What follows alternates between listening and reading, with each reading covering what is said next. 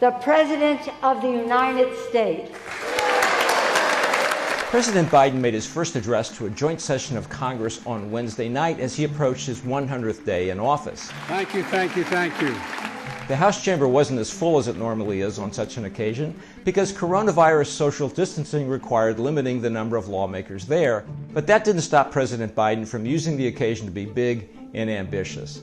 He spoke for 65 minutes and covered a lot of ground. That leaves a lot to summarize, but 4 big themes stood out. First theme, big plans. Mr. Biden described 3 big programs he has proposed. A pandemic rescue plan, which already has been passed and signed into law. Together we passed the American Rescue Plan, one of the most consequential rescue packages in American history. A jobs and infrastructure plan. A once-in-a-generation investment in America itself. And a plan to aid families and students with new federal child care, education, and family assistance programs. To win that competition for the future, in my view, we also need to make a once-in-a-generation investment in our families and our children. That's why I've introduced the American Families Plan tonight. Put them all together and it's a lot of new government, and Mr. Biden has proposed a whopping $6 trillion in new federal spending in coming years. This is all reminiscent of another Democratic president Mr. Biden invoked, Franklin Roosevelt. Big has become the theme of the first 100 days, and it was shot through this speech. Second theme, jobs. Jobs. Jobs. Jobs.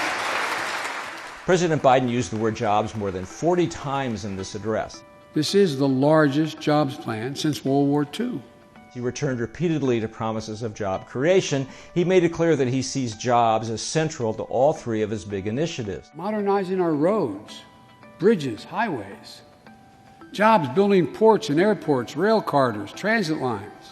This is vintage Joe Biden. He sees himself as a champion of the working man and woman, and also a return to a tried and true theme of the Democratic Party.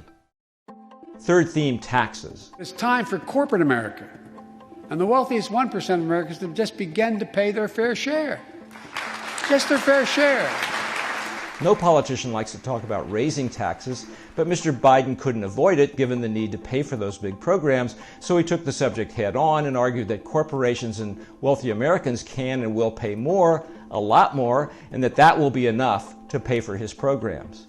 I'm not looking to punish anybody, but I will not add a tax burden, additional tax burden to the middle class in this country.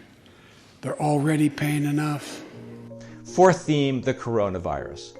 There's still no escaping the coronavirus, as illustrated by the fact that Vice President Kamala Harris and House Speaker Nancy Pelosi could be seen throughout the address wearing masks. Inevitably, the pandemic has dominated the opening stages of the Biden presidency, and more than anything else, the resulting economic crisis has laid the groundwork for those big new programs.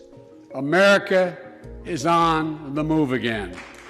But more than ever before, Mr. Biden started to sound on Wednesday night as if a corner is being turned in combating the pandemic. Tonight, I can say, because of you, the American people, our progress these past 100 days against one of the worst pandemics in history has been one of the greatest logistical achievements this country's ever seen.